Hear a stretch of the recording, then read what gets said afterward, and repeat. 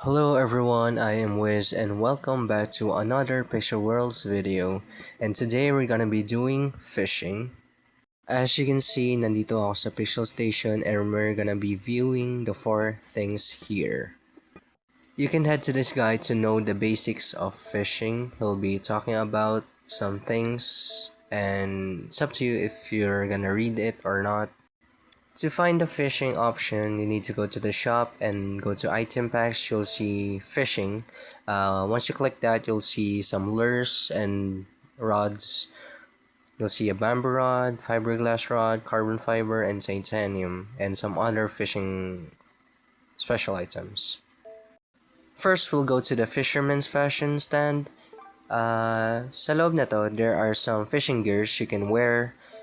It has some abilities and advantages when it comes to fishing. Trust me, it will help you a lot when it comes to fishing.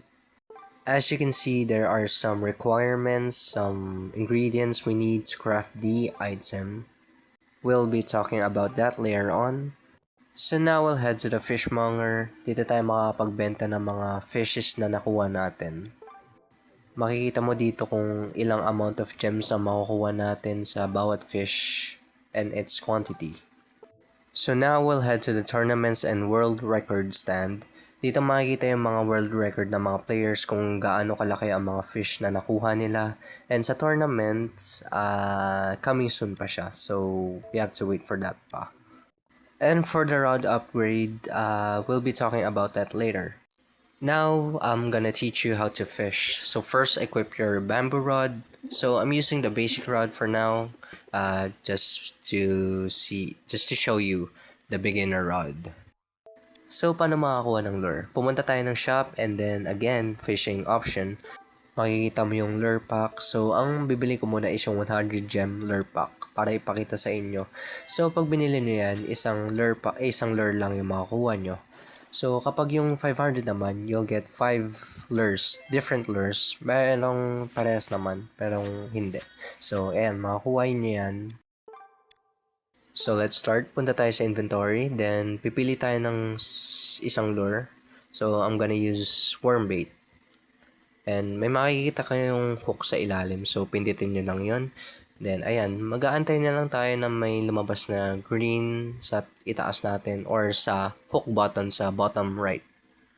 When it comes to fishing naman kasi, you need consistency and patience. Kaya, matagal pero worth the wait naman. Kaso, kung kulang ka sa gears or basic lang rod mo, mahihirapan ka sa paggawa ng fish.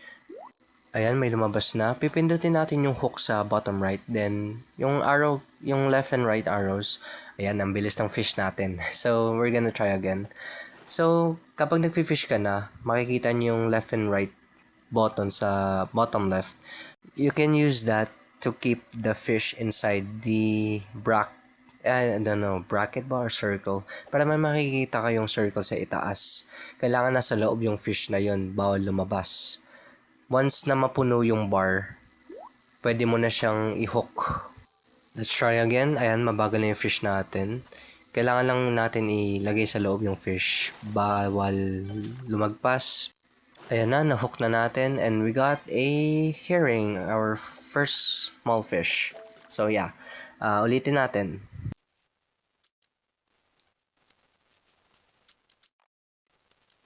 Ayan na. Let's strike it. Then, keep the fish inside ulit. Ayan, medyo mabilis yung fish natin. For me, mas madali sa PC or laptop kaysa sa Android kasi nahihirapan talaga ako sa pag-fingers nun. Pero sa laptop naman, medyo stable siya since AWD lang. Tapos, pipindutin mo yung space para ma-capture yung fish or W. Ayan, nakuha na natin and we got a dumbfish. Now, pupunta tayo sa rod upgrade station. Dito, ma-upgrade natin yung rod natin into a higher level. So, the higher, the longer our bar gets. So, as I'd recommend sa basic muna kayo since low level pa naman kasi may level requirements ang bawat rod. Not just any rods but all of the items. Pwede rin kayo mag-check sa Pixel Worlds Exchange or PWE. I-search nyo lang dyan yung mga requirements para sa fishing gears nyo or rod. I-search nyo lang and may makikita kayo, marami nagbebenta nyan. And you can see bottles and for just a few Bitcoins. Pwede rin kayo mag-search ng mga rods if ever na tinatamad kayo mag-upgrade sa mismong upgrade station. Pwede kayo bumili sa PWE, marami naman choices dyan.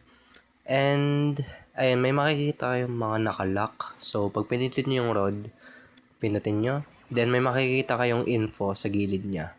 Ayan, pipindutin natin yung info, then makikita natin dyan, you need level 20 to get that rod. So, kailangan nyo lang mag-level up. And guys, meron ditong Pixel Worlds Wiki kung saan makikita nyo lahat ng mga items and everything sa Pixel Worlds.